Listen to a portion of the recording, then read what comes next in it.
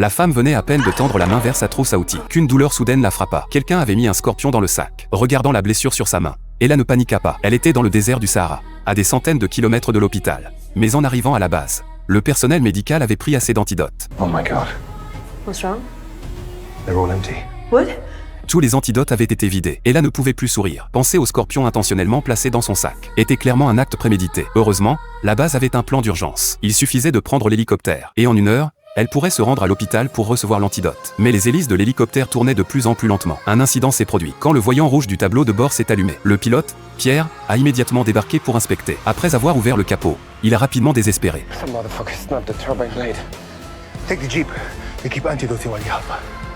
Barbu a dit à Ella de monter dans la voiture, au cas où. Il lui a également passé un pistolet. Mais après 1 heure de route, la voiture était à court d'essence. Pierre a rassuré Ella de ne pas s'inquiéter. L'essence suffisait pour aller jusqu'en Amérique. Il voulait plaisanter pour la calmer, mais en ouvrant le réservoir, pas une goutte d'essence n'en sortit. Il avait été rempli de sable à un moment donné. Il regarda les autres bidons d'essence, remplis de sable aussi. Pierre a utilisé la radio pour demander de l'aide.